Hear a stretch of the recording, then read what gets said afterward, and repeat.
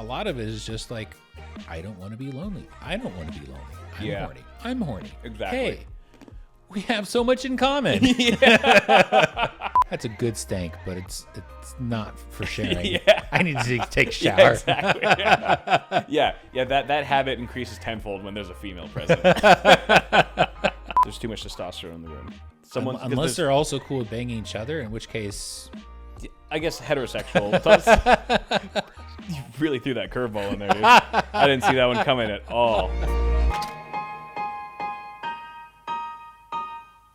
I'm scared of monsters. Are your feet supposed to extend out from under the covers? I don't think so, but I think in some cases, like you might have like a leg out, you know? Like some people, like I know that at some points when I'm too hot, I'll stick a leg out. Yeah.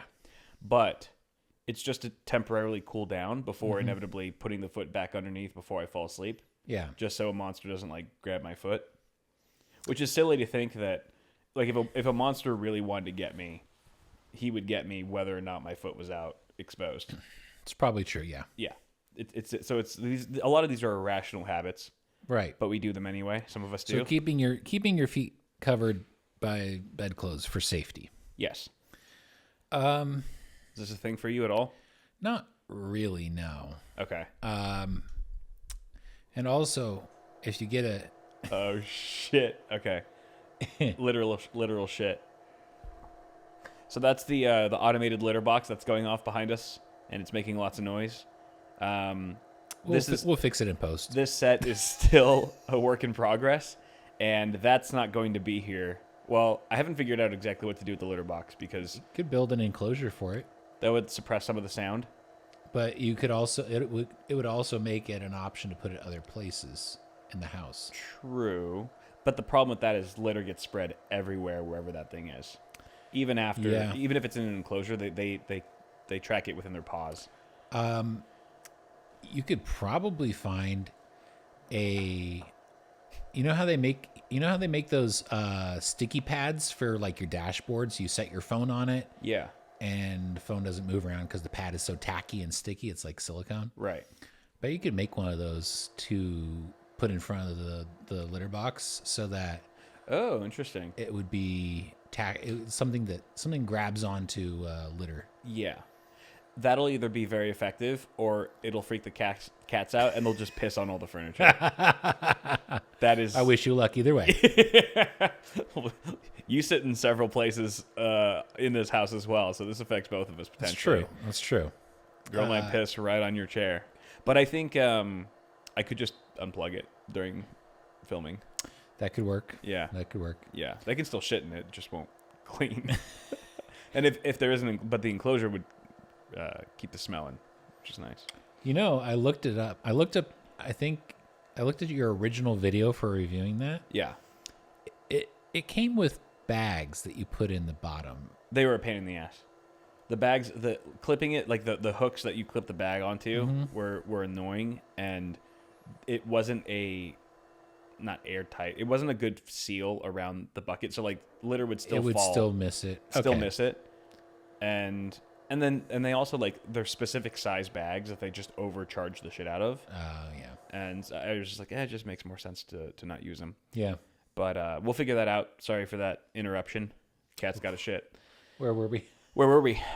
So the next, we were talking about feet under the covers. That's not a thing that applies to you, really. No, I was gonna say though. I think probably for me, I have stuck my feet out a few times just because I was hot.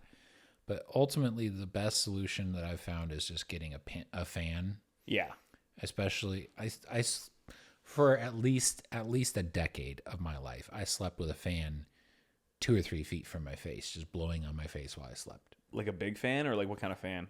Not a big fan, but just like, you know, like a small fan. Yeah, I have a small fan that's clipped to my nightstand that just is aimed straight at me. I haven't been using it as much, which I think I should start using again because it does help me fall asleep a lot. Yeah, and I think it helps you have better quality sleep. The funny thing that resulted from that was it was like my body learned that when I was sleeping, all the heat should go to my head.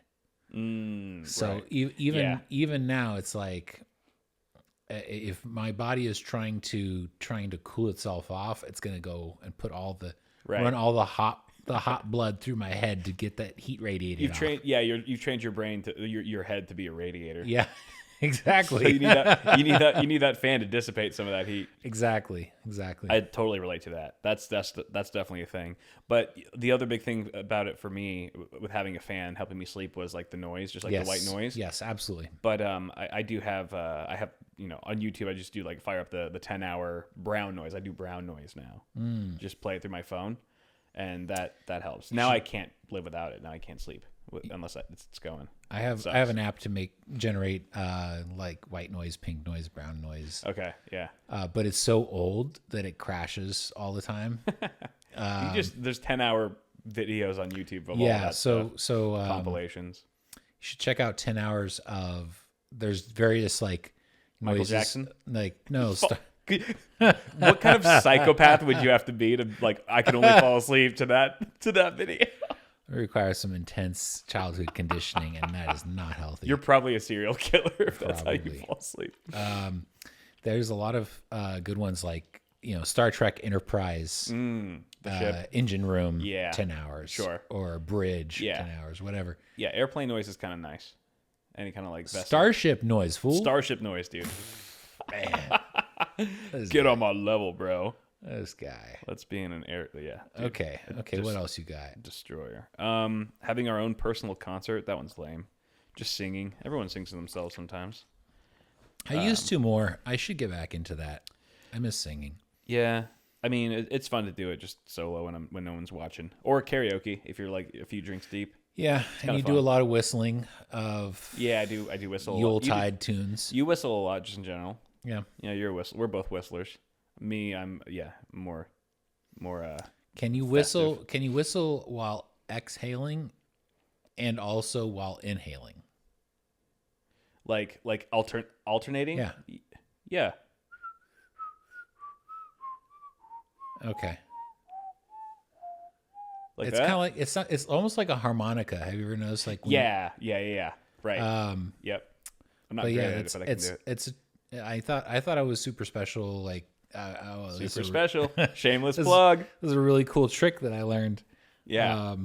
But still can't snap my fingers. So whatever. No snapping, dude. Snap all day. I'm not a great snapper, but I can do it. Doodling during phone calls. I've never done that. Doodling during phone calls, I would say pacing during phone calls, like walking around aimlessly. Yes. There's 100%. something about being on the phone where it flows a lot more smoothly when you're moving. Right. You could just be walking around. Yeah. Or whatever. Yeah, it's almost like you need that extra stimulus, right? Yeah. Because a phone call is just audio, and it just you listen to audio constantly on your phone, but it's never a two-way street. Somehow engaging that part of your brain that's responsible for moving your body around, keeping you from falling over, etc., makes it easier to stay focused and engaged with a phone conversation. Exactly, because if I'm just sitting there, then I might start doodling. Yeah, or just getting distracted. Yeah, just look out the window. Yeah, whatever. Just looking at stuff. Right. Picking at my nails. Your body starts looking for stimulus. If you provide it the simple stimulus of walking and back and forth, it's the least distracting stimulus. Yeah, exactly. 100% all the time.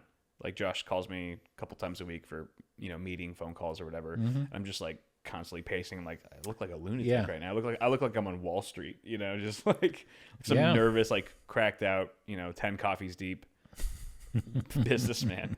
Talking to inanimate objects. Guilty. I'm trying to think which I ones think I talk to. There's a crossover between talking to inanimate objects and talking to yourself. Like, I'll talk to inanimate objects, like, like I'm trying to open a drawer. I'm like, come on, you piece of shit, stuff like that. Sure. But I'm not like, my car. I'm not like going to my car. I'm like, ooh, baby, did you have a nice session in the parking lot today? Yeah, right. Exactly. Anybody ding you? You're petting it and stuff. Yeah. That's a little far. Yeah. Usually when I talk to things, it's like I'm yelling at them. Yeah, pretty much out of frustration. So it's not so much talking as just like expressing negative emotions at inanimate objects because Yeah. they can't, unlike humans, get their feelings hurt. Exactly. So it does feel really nice. Yeah. To just yell at it's cathartic. a thing. Mm-hmm. It's like, oh, there's no one's getting hurt here. Better yet, smash it with a baseball bat. Ooh, yeah. Yeah. Go to one of those break bars, dude. Let it all out. But I wonder what I wonder if the question is like somebody who actively talks to inanimate things like, you know, yeah, like you feel so nice, chair. Like, oh, you're such a good chair. You're such a good chair. Yeah. You take care of me. Like now we're getting close to like the people who marry objects. Yeah. That's how it starts, dude. There is First you're just on a date. It's like an uncanny valley of behavior. Yeah. Yeah. And the rabbit hole doesn't lead anywhere good. No. Or at least anywhere that I'd want to go. And you probably aren't going to find rabbits in that hole. I talk to the cats, but that's different. That's different. Pets are fine. Yeah. I definitely sing to the cats. Usually in the morning when I'm feeding them, I'm always singing like, it's time for food. You know it's good. And like it's almost like, yeah, like I think probably if somebody else is singing in the house, they probably think they're about to get fed because that's how consistently I'll sing to them every morning. It's a weird, and I don't choose to do it. It's weird. It's just habit. Kind of wakes me up too. Rewinding arguments. This is it has to be universal. Oh, where you're like, 30 minutes later, you had an argument, and then you're like, damn it, I just came up with the perfect rebuttal to that. Or 5 years later. Oh yeah, sure. 100%. Like big things. The time like big limit events. is unlimited. Yeah. Yeah. There's Reworking those. actually a German word specifically for that phenomenon. Germans have a lot of good words. Like they have a lot of words for like things that haven't really been clearly given a name for. Like Schadenfreude. Yeah. Right? That's a good one. That's kind of similar. You know the German kind of slang term for like small yappy dog is it translates to foot trumpet. That's very funny. You little foot trumpet. I'm gonna start calling little yappy dogs that in English. Yeah. Oh, you got a nice little foot trumpet there. I hate yappy dogs. Turning the radio down. Turning the radio down for. So if let's say you're looking for a particular address, or you're like coming up on your destination, you're looking for. I do this. Yeah. It's a place I've never been, or it's like I pull into a parking lot and it's crowded. Like I turn the music down so I can focus a bit more. I'm not so distracted. What does that say about driving with loud music? Yeah, dude, it's not good. It's really not good. Although it's easier to be on autopilot in like just when you're driving in a straight line than it is like when there's like pedestrians, walking around. Definitely.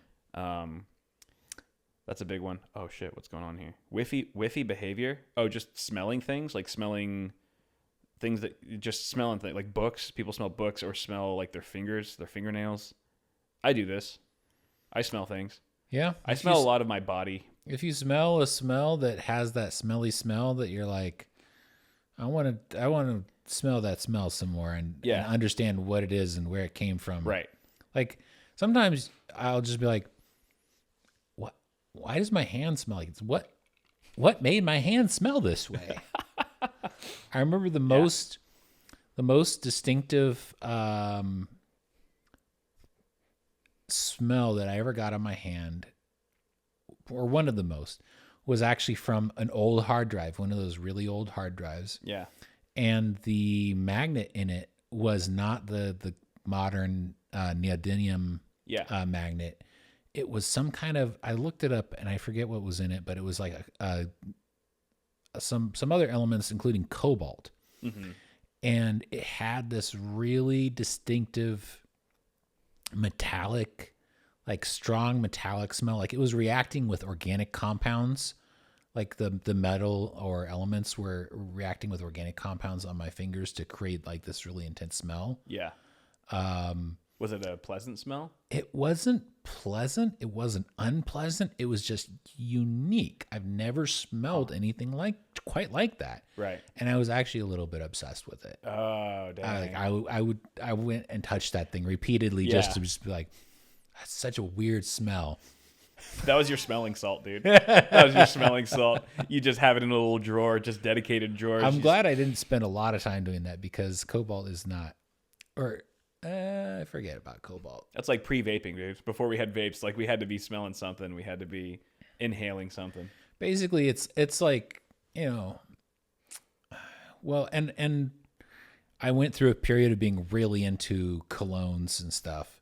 Yeah. So I went through a period of being very in tune with how I smelled. Like I would just be like, oh, this particular fragrance smells really good on me, or it doesn't, or I'm just putting this on because I like the way it makes me smell. Like it's not even for I don't care about how it affects other people. I just want to smell like this because it smells good and it's for my own enjoyment. Dude, I'm pretty nasty with smells. Like I'll smell parts of my body. I'll smell like I'll scrape the dirt underneath my fingernails, and then I'll like get as much of it as I can in one ball. Yeah. And then I'll smell that. I'll smell that. It's pretty, or like it's like that's like under a my concentrated history of all the things you've touched in the last day or two. Yeah, and it just smells kind of like, it smells nasty. It smells a little sour. Yeah, but for some reason I'm just like, I have to smell it. It's like when like, the boy smells the girl's asshole. It's like they can't smell great, but he does it all the time. It's gross, but somehow you're compelled to do it. I get it. Yeah, I think that's probably just evolutionary, just wired in us. Like just smell, like it's almost like grooming or like making sure that you're all right. Like, you know what I mean? Yeah, because sudden changes in body odor can be indicative of serious issues. Right, exactly. Yeah, so I'm just protecting myself. I used to smell my ass. Yeah. Like whenever I'd like actively or passively? Both. But definitely actively at some point. Like I'd after wiping my ass, be like, oh yeah. Like I don't know why I thought it would smell like anything other than shit, but I stopped doing that a long time ago. I don't know why. I should probably go back to it. I'd recommend smelling your balls. I do that. Yeah. It's a manly thing. Yes. When you get the little inside side scoop, like the side scoop or whatever, like right between the ball and the thigh. Get in there and scratch a little bit, and you're just like, that feels better. Oh yeah, and I can just tell like how moist it is, how it's gonna smell. Depending on the moisture level is exactly how I know exactly how it's gonna smell. I know how this turns out. It's objectively gross, but it actually does give you it does make sense in terms of you're directly getting feedback on. Because what you're doing is you're checking the bacterial levels and composition of like an important part of your body. Yes. I mean, 100%. So, like, I'll be like, I'll take a whiff and I'll be like, yeah, I can go another day without showering. You know what I mean? Like, I'm fine. I'm fine for the next 12 hours. Yeah. And it's a good benchmark. I'd be like, that's a good stank, but it's not for sharing. I need to take a shower. Yeah, exactly. Yeah. That habit increases tenfold when there's a female present. Yeah, you gotta check yourself before you wreck yourself. Inside conversations. Ever had a full blown conversation in your head? I mean, that seems pretty normal. Yeah. Debating on what you should make for dinner tonight. Like, hey, what should we make for dinner tonight? What sounds good? If I get to that point, I'll just say it out loud. Sometimes I'll be like, all right, what do we, if I'm really trying to focus on something, like, okay. Like, usually if it's like I'm really stressed and like I'm trying to figure out my schedule for the week or like some work shit, and it's like my calendar is chaos. I'm like, okay, how do we figure this out? What are we going to do? Like, what's our plan? Like, I'll actually just speak out loud. A lot of times what I'll end up doing is when I lose a thought, I'll be like, what the hell was I looking for? Or where is that thing? Or variations thereof. Yeah, exactly. Yeah. Like, why am I in front of the fridge? Right. What was I looking for? Yeah. Is it just autopilot or did I actually have a goal? Yeah, sometimes I'll open the fridge and be like, I'm not hungry. What am I doing? Mm-hmm. And just close the fridge and then go to the cabinet and eat something. Even volume. The volume legit needs to be even if it's an odd number. Oh, interesting. Like if it's a number, like volume 12, volume 13. Yeah. I don't do that. I feel a little more comfy with even numbers, but odd numbers don't bother me. Yeah, usually it's just how loud it is. That's all I care about. Yeah, if it sounds right at 31, then at 31 it shall stay. That's like a light OCD though. Like some people have they have to have like only even numbers in their bank account. Imagine having OCD where you're like, I can only set the volume to prime numbers. Oh God. Then you have bigger problems. Yeah. That's not the only thing you care. Like that's not the only thing you go that extra for. That's crazy. And you'd also have to be pretty good with numbers just to know what all the prime numbers are. I imagine it's pretty quick to memorize the first few dozen frames. Sure, that's true. And if you're obsessed with it, yeah, you commit it to memory pretty quick. Yeah. Embracing your quirks. What? Embracing them. I mean, I embrace my quirks, I guess. Yeah, you have to learn to be comfortable with yourself. I mean, there's probably some quirks that I have that I just do prefer to do in private, but yeah. I'm trying to think what those are. Do you have any that come to mind? Smell my balls. I don't do that in public. Yeah, that's frowned upon. Yeah. And if it's not, you got to question your friends. Yeah. You got to take a hard look at your life. I would say there's sort of just a baseline level of moderation that you place over yourself in public. So yeah, to keep the intrusive thoughts contained, to not engage in habits that you're just like, well, when I'm just at home chilling, this is fine. But if I'm in public, this is not acceptable. This might make people uncomfortable or get me kicked out of Cheesecake Factory. I can't really think of a lot of specifics there, but definitely like for me, it boils down to politeness, because one thing that I learned that I thought was pretty insightful is being polite is not about following a specific set of rules. Being polite or being courteous is making an effort to not make other people uncomfortable. Yeah, right. Right. And you know, factually, that tends to mean that you're just adhering to certain social standards. Right. But if you're really working at it, you will pay attention to people and be like, oh, I did something that I thought was fine, but it seemed like they had a negative reaction to that. Sure. So I'm going to avoid that. Right. Or it could be as light as like, simple as like, just try to be courteous for other people. Yeah. Like holding the door for someone, you know, if they're nearby or whatever. What do you think about like holding the door open for a chick? I hold the door. If I'm going to hold the door open, I'm going to hold it open for everyone. Yeah. But what about like opening like the car door for a girl every time? I think you're setting yourself up for a very high standard. Yeah. You're like, I know I'm not that gentlemanly. You can feel like pretty good about it. Yeah. But then if you set that as an expectation, that's a high bar to start with, dude. And if you're okay with that, then go for it. So yeah, my thing is like, I'll open the car door for Mel sometimes. Like it's contextual. It's like if we've just gone out to a nice dinner and we're feeling extra fancy, and we're both on her side of the car. Like when we're walking to the car, we're both like her door is facing us. Mm-hmm. I usually don't do it if I'm on the opposite side, the driver's side, and I don't come around. But if it's like it's right there, like, so I guess I'm very lazy. Can you lean over and open the door and give it a shove from the inside? I could, but that almost feels like I'd rather not do it at all than make it feel half-assed.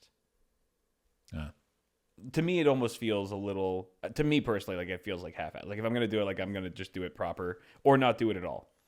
Okay, fair enough. Yeah, all or nothing. But she likes it. She told me, she's like, oh, I feel like you're a little princess when you open the door for me. And I'm just like thinking to myself, like, bro, that's not gonna happen every time. It's like I'll do it when I can and when it makes sense and like when when it feels right. But it's like. Now the question is, if you're walking to the car and you're carrying a bunch of groceries and your hands are full, will she open the door for you? Oh yeah, 100%. Usually she's trying to snag the groceries from my hands. Oh yeah, no. Like we're both very good about that. That's a different thing if we're carrying. So yeah, she's just carrying a million things. I'm like, you can get that right. I'm just like vaping or something. She'll just take on burdens. Yeah. Aggressively. Yeah. Like let me carry that. Yeah. Do geniuses have weird habits? Geniuses are known for their eccentricities, from standing naked at an open window to pouring water all over themselves. What is this? 7 quirky creative habits of geniuses. Okay, I'm intrigued. Okay. I can tell you right now, I'm not a genius. So far, none of these are speaking to me. Benjamin Franklin's naked air baths. Founding father of the U.S. Was known for his strict daily routine. Quirkiest habit was taking a morning air bath in which he would sit in front of an open window without any clothes whatsoever, half an hour or an hour according to the season, according to a letter he wrote a friend. Just bathing in the air, just basking in the air. I would do that. I mean, I'm sure if like the weather was nice and you're like, I just want to feel the nice wind, the sunshine on my body. Yeah, exactly. It can be nice, but it's another thing if like that's your daily bathing routine. And it's like all your neighbors could they just see you every day. Yeah, that's a little far fetched for me realistically, but now you get put on a registry for that. Yeah, you can't. Yeah, Old Ben could do it, but Jane Austen's squeaky door. She wrote at a riding slope in the dining room of her family's cottage and deliberately ensured that the hinges on the door creaked so she could hear if anyone was coming into the room. Ooh, a little bit of a little paranoia there. Yeah, I approve. Yeah, it's like tying a bell to someone.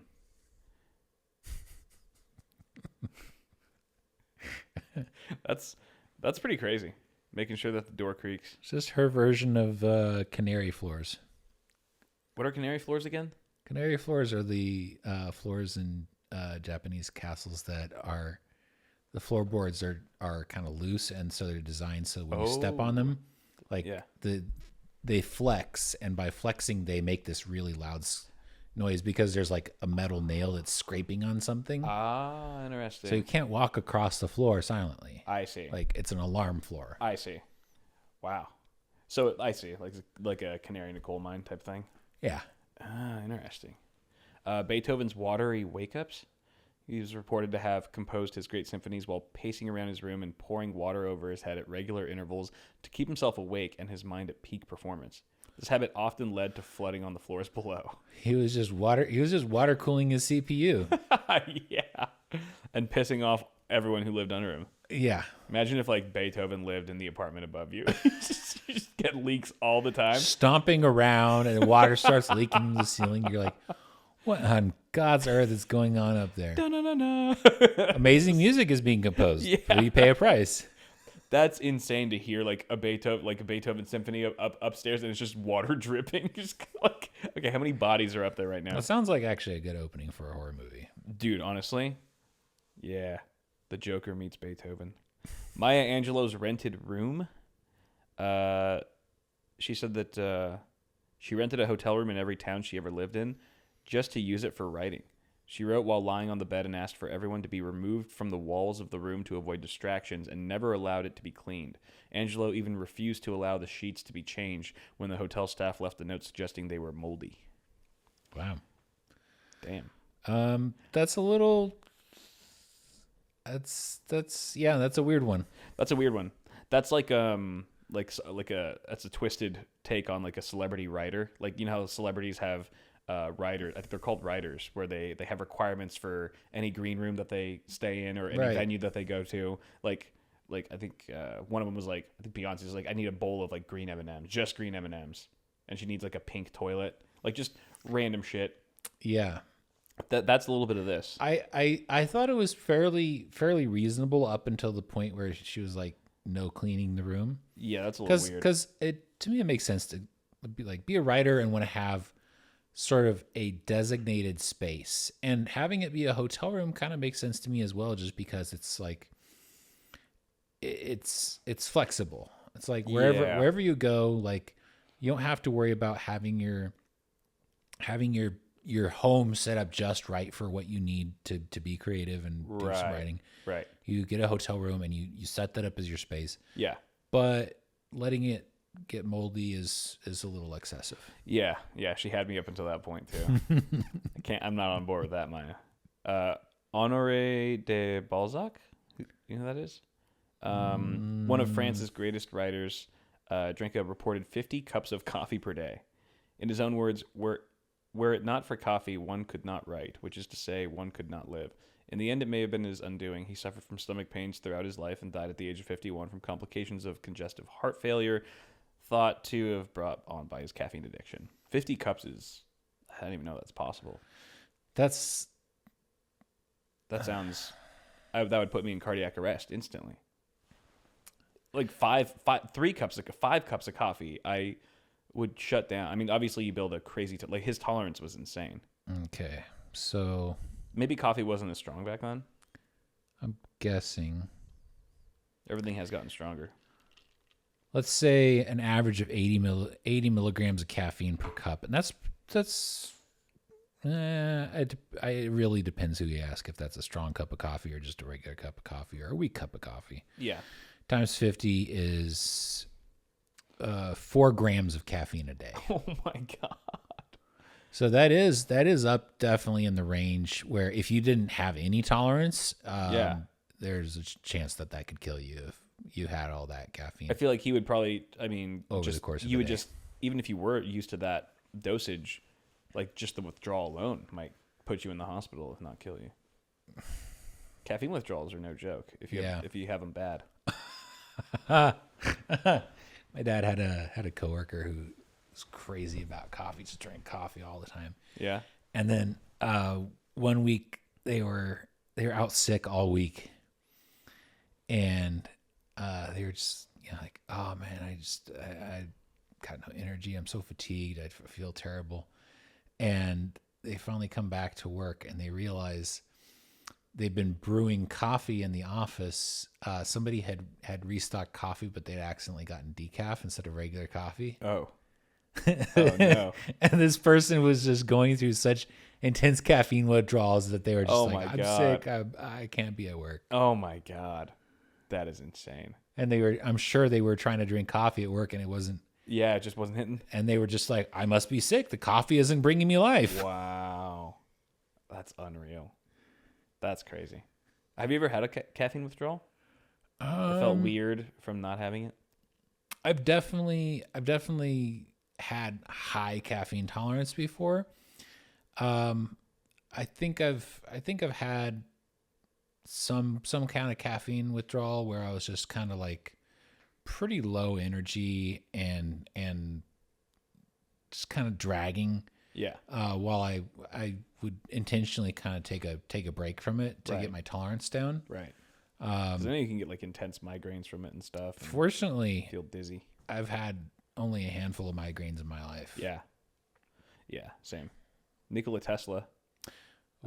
He barely slept, but he would walk 8 or 10 miles every day. Jesus. And reportedly had a photographic memory. Among his many quirky habits, he swore by repeatedly extending and contracting his toes 100 times a day on each foot. He claimed it stimulated his brain cells. With 112 lifetime U.S. patents to his name, who are we to argue with this creative genius? Extending and contracting your toes 100 times a day on each foot. Sort of like Die Hard. Is that what they do? Digging your toes into the hotel carpet. Yeah. Maybe it's something like that. I mean, all these super creative geniuses do feel like they have some... They're very neurotic. A lot of them are very neurotic. Yeah. And have maybe a bit of OCD. They are neurodivergents. Yes. Yeah. Probably a lot of them are like autistic and stuff too. Well, that's the politically correct word for autistic. Oh yeah, right. But isn't neurodivergent like an umbrella term? It's a spectrum that encompasses many spectrums. Okay, yeah. Yeah. Oh man. It's basically here's the thing is it's kind of impolite and unkind to say that a person is not normal. Sure. Yeah. Just because you're saying you're abnormal, and that's generally negative. It's like you're saying they're weird or something. Yeah. Right. Yeah. Which I was called weird a lot as a child. Yeah, right. Is that almost more insulting when you're like not clinically diagnosed as neurodivergent and you still get called weird your whole life? You're like, then what the am I? And then I'm just weird. So the it's kind of like a landmine sometimes. What I've found is to say people who are not average. Sure. because the average person Yeah. is pretty much equivalent to normal. Yeah. Right. Right? Right. But then when you say they're different than the average person, Yeah. it doesn't have so much of a negative connotation as saying they're just not normal. It's very ambiguous because Yes. like, oh, am I above average or below average? And I've I like to be as polite as I can, and if I have to say something that could be construed as impolite, I want Sure. to try to couch it in ambiguous language. That's the Southern California way. Just call them special. I think we're regressing there. I don't know, man. Special's it's a nice word.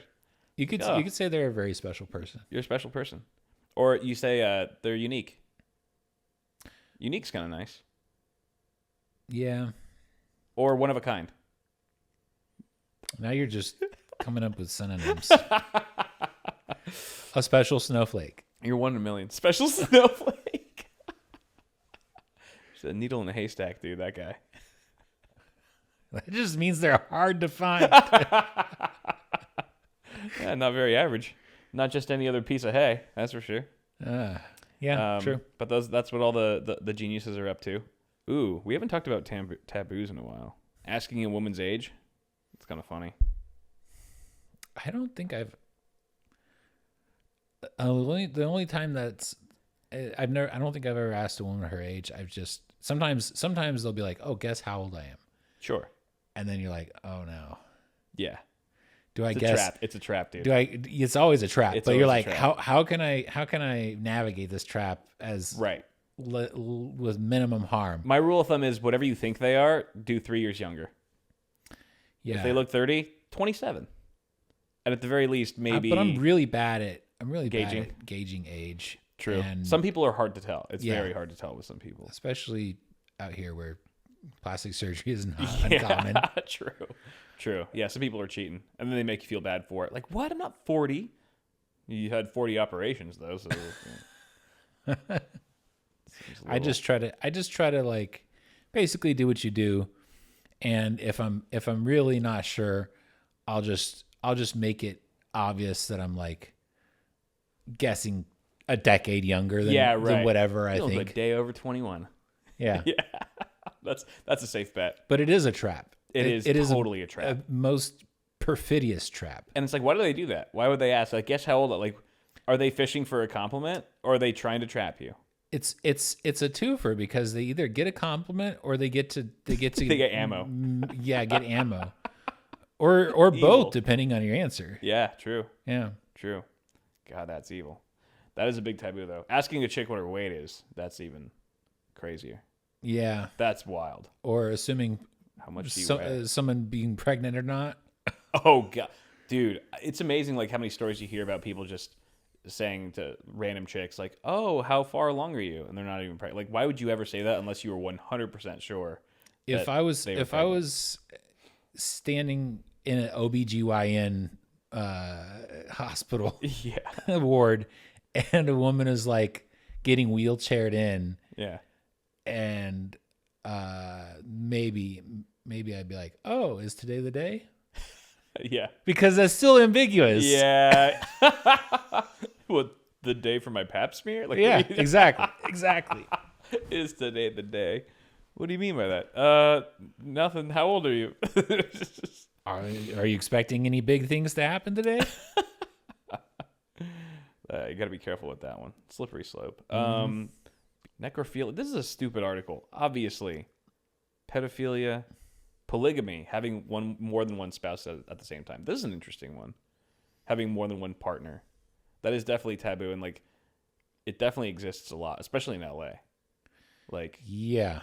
like I had, Alvaro. You know Alvaro. He was on the show at one point, and he's polyamorous or whatever. Yeah. He's had like 4 girlfriends at a time, 4 people he was dating. Yeah. They that's all too much knew work. about each other, and I was just like, how the hell do you even function? Like, that's 4 times as many fights. That's 4 times as many things you can't do. Like, like, how do you even remember like each of their preferences, what you can and cannot say around each one, what their personal taboos are, their own boundaries and their own, like, dude, I could never. When I hear polygamy, the first thing that springs to mind is religions Yeah. that push polygamy because You get like a higher place in heaven. it's more it's like a really patriarchal kind of thing, For sure. and it's like it's effective at being self-sustaining if you have lots of kids with a lot of women, and then they all grow up in the same church / cult / religion, Like whatever it Latter-day is. Saints, dude. Yeah. And then repeat the cycle, and you end up with this really large population of, members of this religion who all practice the same thing. Right. And then it all falls apart when society at large finds it kind Right. of abhorrent Yes. what you're doing. Yes. Oh yeah. And there are also like a lot of those religious cults they're marrying off chicks that are like 13, 14. It's crazy. Yeah. Now the flip side of that, remember that video we were watching yesterday about the African tribe that uses cow urine? How could I forget? But remember, it was the women who would choose husbands, plural, based off of what they brought to the table. Ooh. Like how many cows did they have? I like that. Nice little matriarchy going on. Yeah. Yeah. So I think that's one of the cool things about Earth is like, in humanity, is you have so much variety. Yes, there are obvious trends where you're like, statistically, societies have a habit of falling into these sort of formulas, of course, for functionality. But then there are always these statistical outliers, and you go, to these people, this is just how you live your life. This is how you get along in society. And it's normal. completely foreign to me. Yeah. I can't understand it or wrap my mind Right. around it. Imagine living like that. Yeah. But it's just you can human all kinds of ways and make it For work. sure. Yeah, absolutely. And it is mind blowing when you see it, like something that is so mind boggling to you, but like it works perfectly for them. Like just like even like the way that like people drive. Yeah. When you travel to a different country, you're like, I would crash in 5 seconds. But yet you just see this like swarm of people like in Taiwan. They're just interweaving. They're like the lines are just recommendations. They're like not even there. And there's like no crash. Like they're just it's like a hive mind. It's pretty awesome. Look up traffic fatalities per capita in Taiwan. Yeah, I haven't done that. That's probably It's not going to be as bad as India, but it's probably not as good as the States. True. That is pretty cool that those chicks can just. Is there a limit on how many guys they can have? I don't know. It didn't really go into that much detail. Okay. Because girls is players too. They can be. They can be. That's pretty cool. Yeah, but I don't think polyamorous relationships work. If I'm being honest, like I don't think they work long term. I think they can. I think it's just really rare because it takes. I think the kind of person who can make them sustainable and functional in the long term is relatively rare. Yeah. And then those people finding each other en masse is kind of rare. Right. And I think the reality of them being a minority, a substantial minority, tends to carry that theory out. Yeah. Do you think they're a minority because it's such a taboo? Or do you think they're a minority because we're just not naturally wired that way? I think they're a minority because partially it's a taboo. Partially it's like not everyone, like a lot of people, you need resources to attract a mate. And a lot of people don't have the resources to attract multiple mates. Right, yeah. Most people in LA can't even attract one. We have no resources at all. Yeah, so it's crazy. So I think also that they're a minority because I think a lot of people prefer monogamous relationships, like just me and one other person in a relationship. Yeah. But it is also human nature to want to sneak in a little side action because you kind of it's something about human nature. It's for a guy, I think more so for a guy. For guys, I think it's more about kind of like curiosity.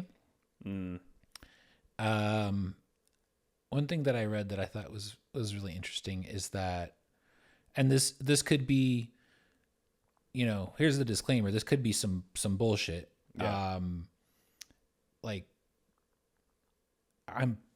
if I recall correctly, it actually was, there was like a scientific study done, where women were given T-shirts to smell. T-shirts worn by men. Okay. And men who are identified as, having higher testosterone levels, and like being alpha males. Sure. Were included, as well as men who had relatively lower testosterone levels, The betas. and were more regarded personality wise as caring providers. Sure. And essentially the study was along the lines of, okay, women, if they are ovulating, they will find basically douchebags. Yeah. Yeah. Just The like alpha for protection. for their better genes. Oh, I see. They will find them more attractive I see. because I see. they're aggressive. You have to be aggressive to survive, Sure. right? Sure. So they want like alpha male genes Right. to make a baby with. Yeah. If they're not ovulating, Right. they're more attracted to the caring male providers. I see. And I want to say it was T-shirts, but I forget what the experiment used. But basically, It was like Interesting. checking women based off of where they are in their reproductive cycle monthly, Yeah. who they find more attractive. So nature would suggest that the ideal scenario is for a chick to have like a baby daddy with some like I don't know, like locked up inmate, and then go marry a nice provider guy who can take care of her and the child. Ideally, I think nature says a woman should find a nice, kind, caring, protective provider, and then go get impregnated by a douchebag, and then Right. have that baby raised by the two of them. Seems like the nice guy gets the short end of the stick, dude. Yeah. He just has all the responsibilities and duties of caring for the family, but Now that's just like, that's what came out of that was that was a behavioral tendency. yeah, right. Now, not every person is going to be like, oh, I'm ovulating, so I'm so turned on by this Of course. Chad douchebag that I'm going to go bang him. Sure. Like the tendency to feel attraction might be there, Yeah. but also the self-awareness and self-control to be like, no, I have somebody else that I really care about, and I value that way too much to try to, go outside of that. Sure, of course. So it's not Yeah, to say- realistically that's not. yeah, but there's like, that's my point was I think for men a lot of it is just like kind of curiosity / like, can I land this? Almost like because we have like a very like we need to be validated constantly with like our sexual prowess, and like we have an ego Yes. that needs Yeah. to be satisfied. Like Exactly. yeah, and I think that's so a big part so of it. And we're just talking- horned up all the time. Yes. We're just so we have a need to spread the seed like constantly, that is absolutely true. and all those things combined. So it's basically what it breaks down to is a conversation about infidelity in relationships, like heterosexual relationships primarily, and the different factors for men versus women that tend to drive that. Yeah, And I'm not discounting women just like wanting validation or being curious or whatever. sure. But Sure. they're interesting, at least, indicated by studies, biological correlations. Yes, correlation is not causation, Sure. but it's an interesting thing to look at in terms of women's behavior. What do you think it would make for a more successful polyamorous relationship? One guy with like a bunch of chicks, or one chick with a bunch of guys? Just in general, or in a particular culture, in a particular society? Let's say in general. In general, I would probably say one male and a handful of females. You pig. Yeah. It's You a disgusting- proven model. Yeah. It may not be a great, model. It may be extremely abusive sometimes in the way that it's deployed. Right. But it does seem on the surface to have a relatively high success rate. Because I think if you have one chick and like 4 dudes, like they'll just kill each other. Like it'll be like beta fish competition. Yeah. There's too much testosterone in the room. Unless they're also cool with banging each other, in which case, I guess heterosexual. You really threw that curveball in there, dude. I didn't see that one coming at all. Damn, dude. All right. because I feel like that would make it a lot more cohesive. Yeah, it would. It would. It'd be less of. It wouldn't be a competition. There's more holes to go around. Exactly. Every hole's a goal. Yeah, no, that'd be nice. That'd be nice. That's just a fun orgy 24/7. Everyone's just having fun. But no, a bunch of guys in the room over one chick. I mean, we know how this ends. I already told you Fist fights. this on Friday. What? The after Mel and I got out of the club, the guy who tried to steal her. Yeah. He's like, yeah. So for the viewers who haven't, listeners who haven't heard this story, we were just my girlfriend and I got out of a club. I was kind of like, a little drunk or whatever, a little litty. She was litty, but not as bad. And there's a hot dog stand, and I was like, oh, hot dog! Like we're just like hot dogs, and I was like, oh shit, I don't have any cash on me. And she's like, oh, it's okay, I have cash. And then these 2 Armenian guys, they walk up to her. Or they walk up to both of us, and they're like, one puts his arm around me. He's like, no, bro, I got you, bro. Like, I got your hot dog. Like, I'll get you one for you, lady. Like, bro code. He was saying like bro code over and over. I'm like, yeah, I'm like, yeah, this guy's awesome. And then like the second I turn away, he goes up to my girlfriend and is like, hey, like, I'm like way younger than your boyfriend, and you should just come with me. And my girlfriend, because he had money. Because he had money to buy a hot dog from a Mexican lady on the street. Like he had $2 in his pocket, and apparently Like a street vendor. Who was there? Yeah, and then I don't know. Somehow, like Mel said that I said my age. Like I said, like I'm 35. I don't know why I said that. Maybe we were talking about age or something. And he's like, he's like, I'm 28. I'm young, I'm virile, and I got $6 in my pocket. Which 2 things. For one, you don't impress a girl by saying that you're younger as a guy. It's the other way around. A girl will be like, "Oh, I'm younger and more attractive than this chick you're with." Generally, yes. I'm I'm making stereotypes. It's a stereotype generalization, but generally, this is how things go for the average common person. It's like if you're a chick, okay, you're younger, you're more attractive. If you're a man, you kind of ripen with age in a sense where it's like you have more prospects. Men tend to gain value as they age. We were talking about like having resources to attract a mate. Yes. Like you generally just have more resources the older you get. So so that was strike 1. And then the strike 2 was like, how ratchet did he think my girlfriend was that she would leave me for a hot dog? That's insane, dude. Insane.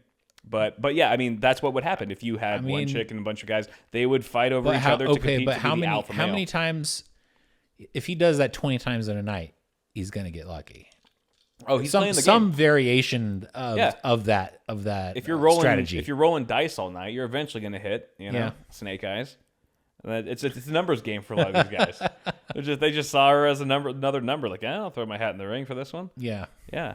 But the fact that he was just like the deception, just like the bro code, bro. I got you, bro code. It was total backstab. Immediately broke the bro code that he promised me. It was crazy. It's so funny. That's so funny. That's very.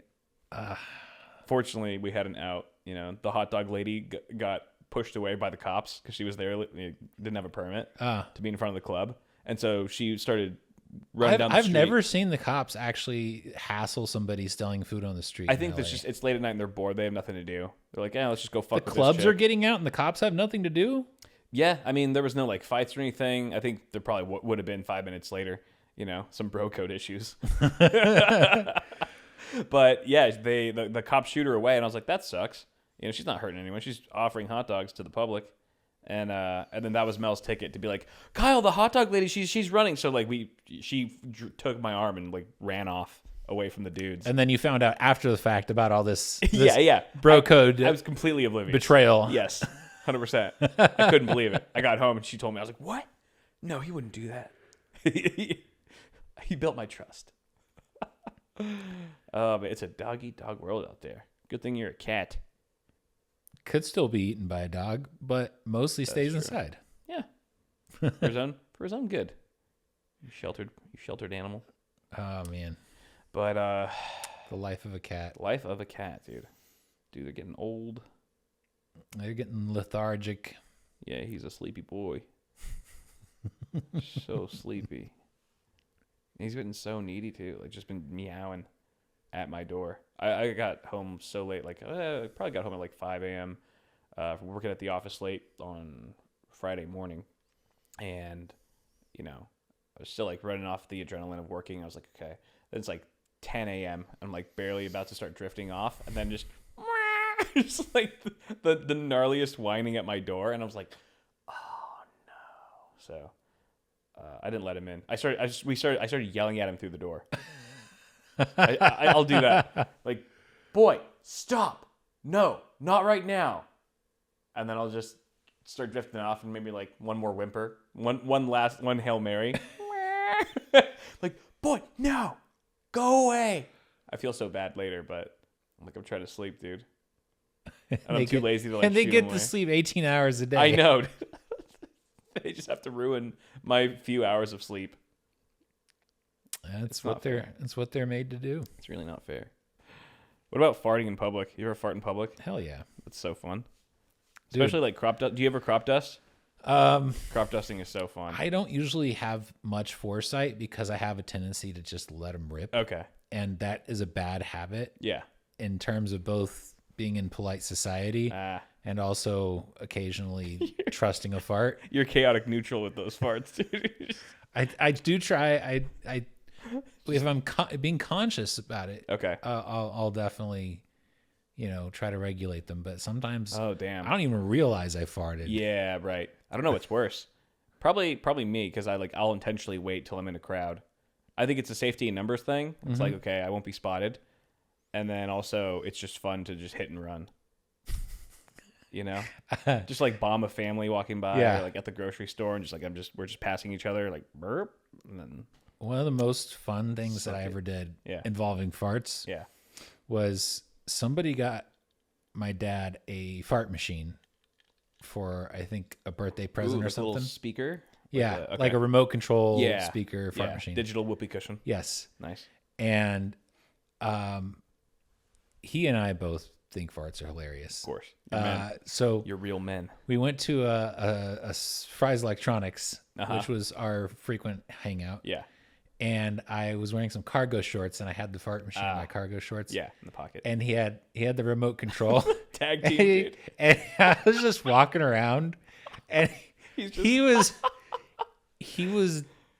laughing. He was just restraining his laughter so hard. Oh my god, that's so funny. He just had the best time. I had a blast, dude. Too. Like, what better excuse to have a child than to like make him your own personal fart meal? Come on, dude. That'll convince any man to have a kid right now. Yes, that's amazing. It was definitely a core memory of father-son bonding. Oh man, that's amazing. Yeah, it was a lot of fun. Yeah, it'll be fun. Yeah, it was cool seeing our friends yesterday, just with their kids. Yes, they're just like growing so much. Like the kid, it's. I realize like when your friends have kids, that anytime you hang out with them, you're not there to really like see your friends. You're there to like see the kids. Yeah, because like the kids, like everything's different. Like every time you see them, there's so much that's changed. They have new abilities. They know new words. They've grown. It'd be like so exciting if every time I saw Paul, he grew 2 inches. I'd be like, oh my god, I can't wait to see Paul again. What's he gonna look like now? He learned an entirely new skill. Yeah, he knows 5 languages. Yeah, exactly. He knows how to open doors or something. Like, it's amazing. But it was fun. It was fun watching our parent friends be parents. I had a lot of fun. I'm kind of like afraid of kids because I haven't spent a lot of time around young kids since You were great. since I was. You were great with like Hana and stuff yesterday. I saw you interacting and stuff. You were great. Mel even said, "I know Ian's gonna make a great dad." She said that. I was like, I said, "That's very sweet." Once you've known Ian as long as I have, though. The thing, okay, so I here's agree. the thing. I agree fully.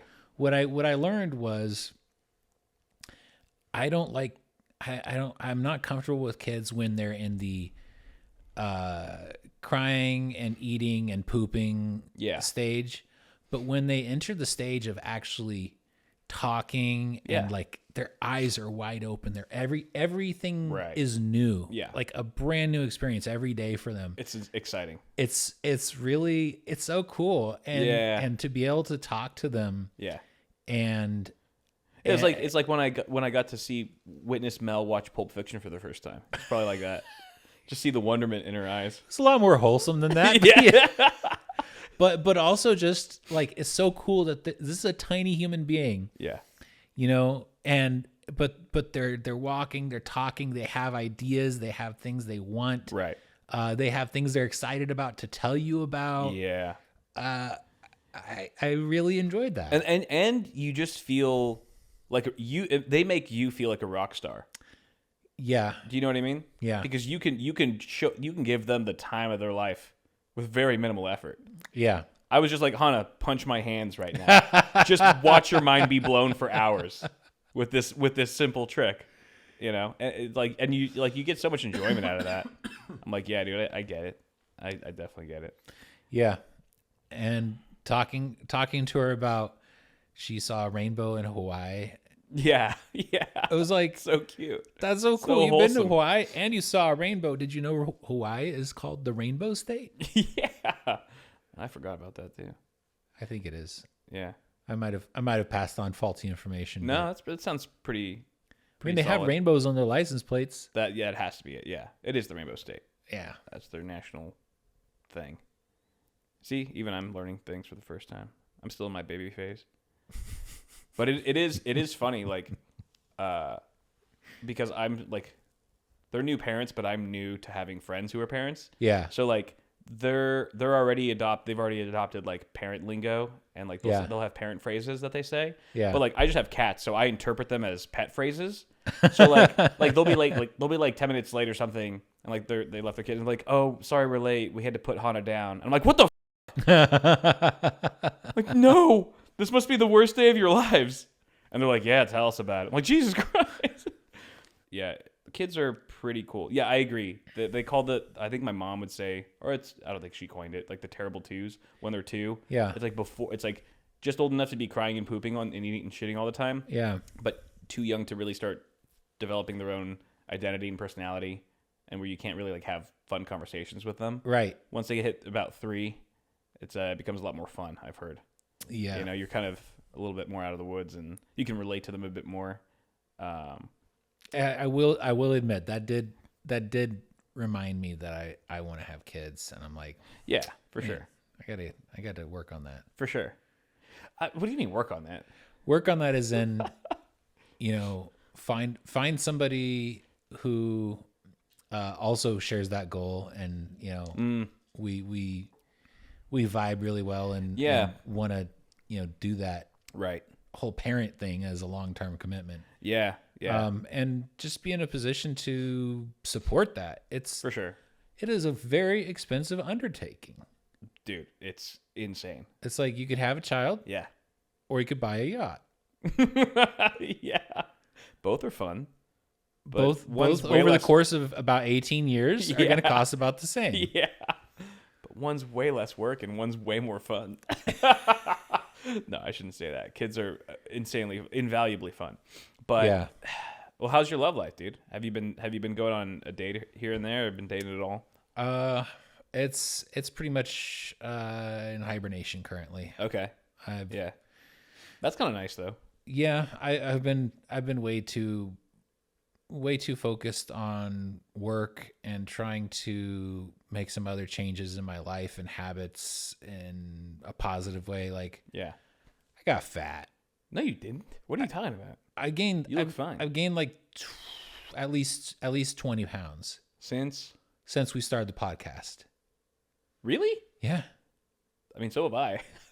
Well, I'm like a foot shorter than you, so I feel like you wear it better, but I don't know. I don't. I definitely don't. I I've gained a lot of weight too. Yeah, so I'm trying to make an effort to be mindful about what I eat, get exercise, all that good stuff. Yeah, dude. I feel like a fat ass slob, dude. I mean, I was feeling really fat like a month ago. I started working out again more regularly, much more regularly, and I could feel myself like I wasn't able to fit in these jeans a month ago. Yeah. See, that's what happened. It was a few weeks ago. Yeah. So I was like, these jeans are. I can't fit in these pants. I can't fit in these pants. yeah. And Yeah. I actually have a pair of pants that are jeans that are like my benchmark Right. for like, am I at am I I at fat? my fighting weight? Are these the? Do I look fat in these jeans? Yeah. Like if I can get those jeans on You're okay. and I'm not like sucking in my gut, if they're Right. comfortable, Right. if I can wear them comfortably, then I'm really happy about my weight. Yeah. The litmus test jeans. But I could not get in those jeans. They had like 3 inches Dude, that they needed to it close. makes me realize, like, the older I get, like, it's really dumb for me to have, at my age, it's really dumb for me to have a bunch of jeans all the same size. At this point, I should start Bro, building an arsenal, a wardrobe of this is why you different get- size jeans, because I'm going to be going up and up you and get down. pants. You get pants other than jeans that have a Sure. little bit of elastic in the waistband. Yeah. And But that- those are usually a different type of jeans. Like, sometimes, depending on the scenario, the event, or Do you whatever. wear pants other than jeans? You wear No, I guess jeans, not. jeans, and occasionally shorts. That's true. That's true. These, yeah, that's right. Because these are not stretchy at all. There's no elasticity. So this is like my litmus test, where it's like I don't have any give. It's like Are those it's a skinny hard- jeans? It's a hard line. They're like slim fit or whatever. Okay. Yeah, they're not skinny, but they're slim fit, I guess, more form fitting. But yeah, dude. How do we get talking about being fat? How do we get there? Dating? Oh yeah, dating. It's, Yeah. Yeah, it's hard. Yeah. Especially hard. Like, the other thing too is like just because I have a girlfriend, I don't want that to be like the reason why I just like don't care or like let Yes. myself go. Yes. Like I still want to just take care of myself just for my own personal benefit, my own health, for her benefit. Like I don't want to be that guy who's just like, oh, I'm just taking this for granted. I'm gonna let myself go. It's fine. Like I already have it in the bag. You know what I mean? And I'm safe. exactly. I don't want that adopt that mentality. I've done that in the past. I don't like it. That's a really good thing to be self-aware about and to be proactive about, because Yeah. there are people who will, work hard to take care of themselves and put on a good appearance, and then once they get in a relationship, they just drop all the effort. Sure. And they're like, Yeah. well, you should still want me for me. It's like, okay, well, yeah, but I like the you who took care of you. Exactly. Yeah. Yeah. Don't forget who like I fell in love with in the first place. Like you can't at that point you're not really you. You're not the same exact version of you anymore. The one that really gave a And shit if about their health. if that's the real you, somebody who just puts in the effort until they get what they want, and then Exactly. they just give no effort, Exactly. then what makes you expect that they're going to put in effort in other aspects of the relationship Right. past that point? Or it's like, how can you be sure that they truly love you? Mm-hmm. You know, if you want to get deep about it, it's like versus it's just transactional for them. Where it's like, oh, I'm just providing things to you because I'm getting what I want in return. I mean, that's something you should just be upfront about. I mean, there's a transactional nature to so many relationships. Sure. And a lot of it is just like, I don't want to be lonely. I don't want to be lonely. I'm Yeah. horny. I'm horny. Exactly. Hey, we have so much in common. It's like we're the same person. But so true. sometimes there is more than that. There is a transactional nature to it. And it's, I think, something that should just be acknowledged and not be thrown under a rug and Sure. and kept hidden. Right. It's something that you should just be cognizant of and not treat it as like a negative. It's just, it's a fact. It's a reality. And does it have an effect? Does it not have an effect? You should probably talk it through. Yeah. I know, dude. I want to go to couples therapy. I think it'd be good. Just preemptive couples therapy. Exactly. I mean, not even like, I don't ever think any kind of therapy is preemptive, because I think there's always something that you can work on, things that you can address. Well, it's yeah. But it's like, but yes, getting ahead of. But it's not like you problems have a before crisis, so you're like, okay, let's go to therapy. Exactly. It's like, not. hey, we're growing together. Yeah. Let's get into an environment where we can communicate openly. We can have ways to better communicate with each other and open up and all that good jazz. Yeah, 100%, dude. 100%. That's cool. Yeah. Good. Yeah, I think it'll be nice. I like it. Like I always feel good in therapy. But we've been going for a while now, so I think we'll close it off here. Guys, thank you so much for watching this episode. We're 42 episodes deep now. Just a couple months more until we hit the big 50, which is insane. And I think Ian and I were talking, we'd like to do something special for the milestone. We have talked about some possible ideas, but if you have anything in mind, anything cool that you'd like to see, any fun ideas, please feel free to share them either in the comments below if you're watching this on YouTube, or on our Discord, which you can also join. If you live in the Los Angeles area and you own a mansion and exotic animals for pets, we would be more than happy to grace your estate with our presence. Yeah, dude. Ian and I are just riding crocodiles in some presidential suite. Yeah, dude. You never know. So, guys, thank you. If you have a trap house, yeah, sign us up, dude. All right, guys. Thank you very much. We'll see you next week. Later.